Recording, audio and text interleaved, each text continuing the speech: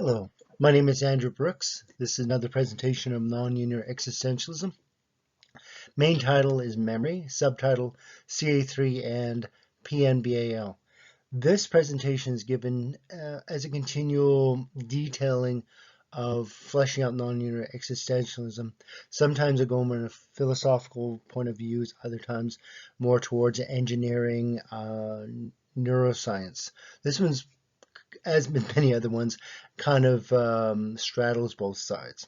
With this one, my attempt is to try to flesh out non-linear existentialism in respect to known histology, neurohistology, and kind of giving various expressions of memory and how they might dance back and forth in a normal experience. So these are the sections within the presentation. So the first thing is, what is memory? As a normal expression of experiencing memory right now is that I'm aware of certain things that I'm asked. I can recall them, but also have to also know that the memories that we have, the associations, essentially associations that are held within the neuronal complex, the central nervous system, guide us throughout our daily lives. We may or may not be able to recall them right away, but they guide us throughout the entire thing. So if there's no patterns that have been laid within the neuronal complex, our ability to carry forth, do things, would not be possible. We would just be reacting to things all the time. We weren't guided by previous experience. So based on that, my ad hoc definition of memory would be neuronal patterns developed within the central nervous system through development activation of neuronal patterns and subsequent restructuring of such areas, allowing the organism to possibly recall all or parts of these patterns in the near or distant future. So again, you don't have to be able to say everything that is guiding you, but they have to be present within the neuronal complex, central nervous system, in order to be able to allow you to do things. So that's my idea. Again, neuronal patterns are central to this, and of course the activation thereof and the energy that they develop when they are activated is very important, because again, the entire gist of non-linear existentialism, it's based on a energy modeling system. So areas of memory, as per research and writings thereof: the temporal lobe, the hippocampus, that's part of the limbic system, cerebral cortex, and associated patterns of the temporal lobe, hippocampus, and cerebral cortex. We're not going to dive too deep into that, but there will be areas that I'm specifically going to cite because I think they need to be mentioned. Again, I've mentioned hippocampus being very, very important in it when I was talking about the positive feedback loop, but this one I'm just going to get a little bit more specific. Those are also the types of memory. They refer to as episodic, and there's non-episodic. There's many other terms that can be used, but episodic is basically could be considered short-term memory, or memory that comes into play and fades away. Like let's say if someone's trying to memorize how to get to a certain location that they're not going to go to, like let's say to a restaurant. We can't do that right now, I know, except for pickup. But they say, well, this is how you get go down this street, go down this avenue, turn there, turn right. And you remember that. That would be episodic memory. And you've only gone there once, so you don't worry about it. But it's someplace that you go to the restaurant and say, well, geez, that's a great restaurant, and I want to go back to it again and again. It may be in the future actually go inside the restaurant and eat there instead of picking things up. So the idea for non-episodic, that would be long-term memory. Again, we have short-term versus long-term. So changes within the neuronal complex are substantial enough that you actually memorize it. It goes into long-term memory. So we have questions that will be guiding the rest of the presentation. There are ones that can obviously be brought up, but these are the three that I would like to start with. Where is episodic? And I'm going to call it dynamic and non-episodic stable memory stored in the cerebral cortex, or sorry, the neuronal complex. Can they coexist in the same area? Meaning, can episodic and non-episodic, dynamic and stable, coexist in the same area? And what are the histological differences in those areas? Are they of the same type of cells? And if they are, why would one be stable, one not be stable? So this is my interesting diagram. Again, I'm trying to keep it very, very simple. We're going to have stable and dynamic neuronal patterns, kind of showing in the same. The big blue thing, of course, is going to be the cerebral cortex, and the overall idea of what the brain could look at as a very juvenile drawing. And so the top part, I think, is where most of the dynamic is, long-term memory, and sorry, the short-term memory, sorry, dynamic is going to be the short-term memory, and the bottom is going to be the stable or long-term memory. And at the bottom there, that curvature is going to be the temporal lobe, and the green area is going to be the hippocampus, the long-term of the limbic system, and the orange in front of it is the amygdala. And so the black lines are going to be the basic idea of the pathway of neuronal impulses. So they go from the lower regions of the cerebral cortex, curve around through the fornix into the hippocampus, and that circular diagram, the circular picture that I have at the end there, at the bottom of the hippocampus, is going to be the idea of it a recurrent. So the thing is that we have is, in order to imbue long-term memory, there has to be some type of recurrent process or reinforcing complex within the hippocampus. In the previous presentation, I was talking about reoccurrence, but it's going to be for basically the entire pathway, the large, from the hippocampus up to the cerebral cortex and back down again. But the idea is also there's going to be recurrent processes that occur in the hippocampus to stabilize and incur long-term memory. So that's going to be the idea that the upper region that I'm mentioning is mostly going to be dynamic, and we'll get into why I believe it's dynamic. Then you'll have the stable or long-term memory that's mostly in the hippocampus of the limbic system. So, excuse me, stable neuronal patterns. The stable neuronal pattern is going to be more what I believe is going to be long-term memory, specifically localized recurrent feedback. I've highlighted the red to just give it more emphasis. Systems imprint patterns within the hippocampus upon a stable neuronal matrix.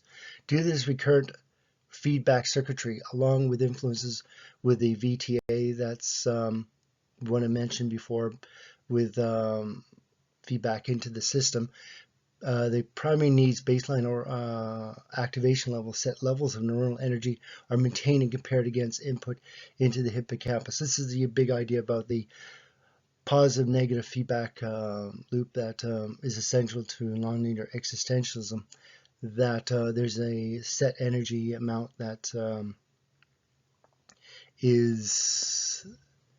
has been developed at the beginning of the person's life, and as a person develops throughout their life, they actually, through negative occurrences that the person has by not being able to meet their needs or wants, it drifts away from it, but the system keeps on trying to push it back towards it, and that's where the positive feedback aspect of the positive negative feedback loop. So then we kind of compare it to the dynamic neuronal patterns, and this is going to be where the V1B is, where it's very, very essential to this. So through frequency amplitude modulation, neuronal incongruency, interference, instabilities are created. When activated, the affected areas can create temporary, linear, nonlinear responses depending on a number of factors. And this is where we get the idea of waveform collapsing to a singular state. Depending on what's going on, you've got this area that's been destabilized by being activated. More areas are being activated, and the more you have that instability. The instability can be a good thing if it allows higher amounts of energies to be developed, but also, of course, if there's too much instability, it can also lead to a decrease in the overall neuronal energies. Through feedback from the stable area, these patterns can be transferred to the hippocampus temporal areas or remain within the cerebral cortex. So you can have patterns being developed within the cerebral cortex long term, like long term memories can possibly be generated and placed within the cerebral cortex. However, the idea of the entire cerebral cortex, except for the sensory areas, the primary and secondaries, but when you get into the tertiary, the association areas that combine and move forward to the frontal, prefrontal, and frontal areas, that you want to make sure that you don't block the patterns too much, you don't limit the amount of patterns that can be developed. So the idea that we've got the cerebral cortex is where patterns are being developed, and through the information, the deciphered new patterns being developed, the energy from them goes into the hippocampus and to the amygdala if the reinforcement needs to be done, and goes back forth. So the entire circuitry goes around and around and around. Most of the time, the patterns, the new patterns, will go into the hippocampus and be there for long term. However, the idea would be that it would not make much sense if you've got a dangerous situation or a very, very common or situation you come across many, many times to wait to go long-term memory all the time. So there's going to be, if the pattern is very, very important and needs immediate reaction, those patterns, sensory as well as motor control, will be developed certainly in the cerebral cortex. So the general idea is going to be that the fluidity, the dynamic necessary ability is going to be within the cerebral cortex, and the instabilities, the variability that is required to do that is going to be wrought by the V1B of the frequency amplitude modulation that's central to nonlinear existentialism. If you didn't have something like that, first you wouldn't be able to have timing, binding of the timing, meaning that the sensory input would not be experienced at the same time. You would have a very inconsistent, variable experience, but you need, of course, having it at the same time, but having time, as it were, is from frequency amplitude modulation. And the amplitude is going to be where you get amplitude modulation.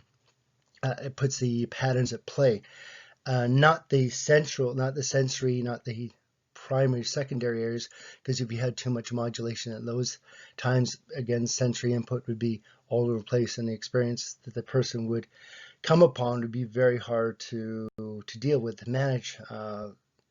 That's why you have some type of mental disorders, schizophrenia being one, where the person's experience is inconsistent and not dysfunctional. But if you just have the right amount of instability, you would be able to get into the idea of the right amount of energy, the maximum amount of energy being able to be developed, because you don't have being too many linear aspects in it. Again, the idea is that the pattern is open to change when change is necessary to develop the most amount of energy within the system to feed back to the hippocampus and produce the most amount of energy, well, energy that comes closer and closer to the primary needs baseline level. So the idea is, where's episodic, dynamic, and non-episodic stable memory stored? By and large, the dynamic is going to be in the cerebral cortex, and by and large, non-episodic or stable long-term memory is going to be mostly in the limbic system and also the temporal lobe. There's a lot of interplay between the hippocampus and neuronal cortex and areas like that. So they're going to have that interplay with the temporal lobe, and that's going to be mostly where long-term memories are stored. Can they coexist in the same area? I would think that in the cerebral cortex, where I'm saying mostly dynamic, you can have dynamic and you can also have stable. And in the long-term memory, it's going to be by and large mostly stable.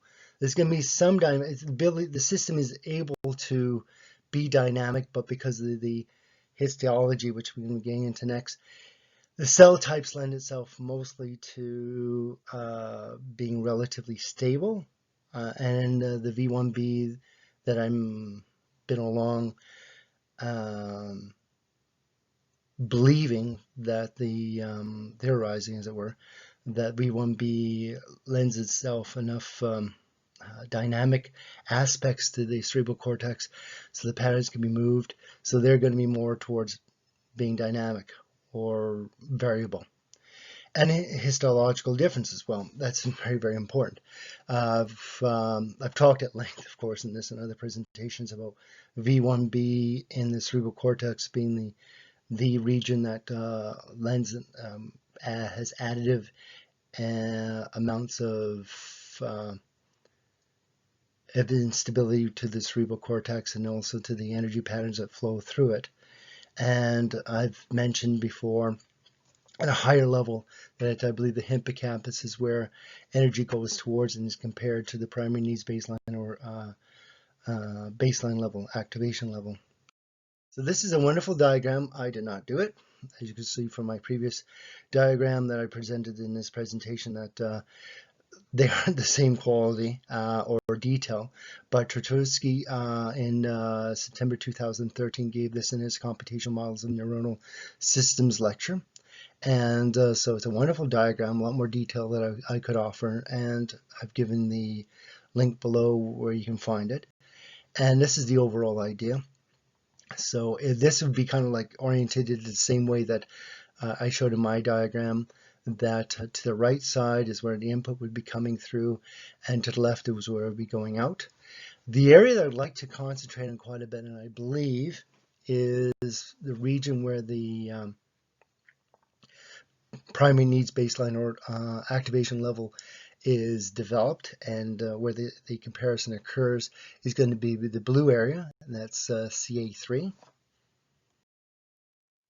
So I think there's an intimate connection association between CA3, that's a region of the hippocampus where they have a great many of mossy fibers, a lot of interneurons, granular neuronal components, and pyramidal cells, of course, as well, because they've been always implicated in memory. And so there's a hard or very strong connection there. If you look at it theoretically, when I was first doing this work, I was looking, going, okay, from an engineering point of view, where in the hippocampus, where would they be best placed? Where would this selection of what would be the unique aspects of a collection of neural elements and such in the hippocampus, and what would they have to be doing, and what would be their unique characteristics? So the idea for them is that I believe that they always should be at the front part of the hippocampus. The reason why is that as the information is coming in and such, if they were at that point of view, there'd be a lot more interference and such, and their ability to develop a pulse that would generate a certain amount of energy, primary needs baseline or activation level, that interference would occur and it'd be very, very difficult. So of course, it would have to be towards the front of the hippocampus to decrease the possibility of interference. And the other thing is that there would have to be something like the, in the heart, we've got nodes, the AV node and SA node. These are pacemaker cells in the heart, and they allow for the consistent development of a pulse and activation of the heart, so where we have blood moving through the heart. And so given those both the things theoretically from an engineering aspect, neural engineering, I guess, is it would have to be towards the front of the hippocampus. It would also have to have some ability, it would have to be somewhat like a pacemaker, and it also would have to have something like a recurrent or feedback localized, very, very localized feedback aspect to it, so it would be able to maintain itself and keep strength in it. So the idea is that at the beginning of a person's life, that a certain set amount of energy could be developed by it. Again, something like a pace, a certain amount of pace. A pace is the rate at which something is discharged at. And if it's discharged and connected to something else, that activates what it's connected to, and when it's activated, develops a certain level of energy. Again, in primary needs baseline or activation level. So you've got that in the front aspect area of the hippocampus. And then when you've got that being solidified to a certain extent, so it doesn't be overwhelmed by information coming towards it. So you've got that, and then we have the information coming into it. When those two are compared, then the output of that, first we've got to be at the beginning area where the information is coming in. You want to solidify, or the possibility of solidifying, long-term memory. Mossy fibers, one of the strongest synapses in the entire central nervous system, are very well implicated in that. So you've got that. When those two are compared, if the information coming through is close to primary needs baseline or activation level, either through very, very positive or very, very negative, then going back to the previous presentation about the variable reinforcing curves, please go back to that if this is new information to you. So you go back to that idea. So when those two are compared to one another, then the output goes to the amygdala in reference to whether or not that pattern should be emphasized or disregarded. And so that will go back through the front towards the frontal area, through various pathways. The mesolimbic is one, of course, that can be implicated in the mesocortical. Depends on which area and which how abstract, I guess, the information is. And then you've got basically the feedback loop there. And so in RISE, in consideration, we just said, due to location and presence of recurrent feedback pathways in the hippocampus, it is my assertion that CA3 region of that area, which has been considered to be the pacemaker of the hippocampus, is primarily responsible for production and possible attainment of the primary need baseline activity level. So again, it's just through the research of this, it just hit me so much that when I did just the theoretical considerations in engineering terms of where the possible region collection of neurons, neuronal processes that could be implicated or should be implicated in the possibility of a primary needs baseline activity level region, more and more of it, there was such a close consideration of that being the CA3 and how they would interrelate with each other.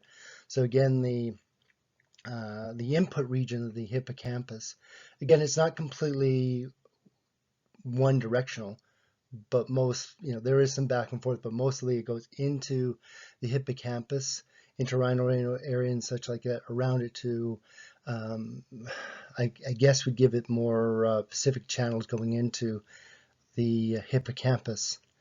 But then when it comes into that initial areas and such, the activation of activation of memories, patterns, neuronal patterns, that occurs and such like that. And then it kind of, the interference, the variability that would be coming through it deadens down to go to unique specific channels. And once that has been attained and specified, then it can be compared to the primary needs baseline activity level. And that's going to be, again, this is the energy-driven model, neuronal model. So the energy of that region is going to be compared to the energy in the CA3. And through that, again, pacemaker, that determine whether or not if there's going to be more firing or less firing. And through that firing goes towards the cerebral cortex.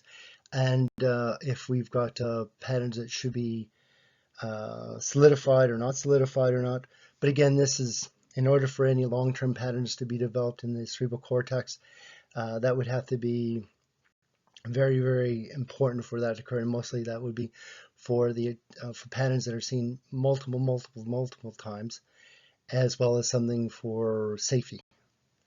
So thank you very, very much for your time on this one. A lot to take in, but I thought it was very important to specify an area in the hippocampus where I believe that the primary needs baseline activity level generation is occurring and how it's possible. Because anyone can come up with an idea of, well,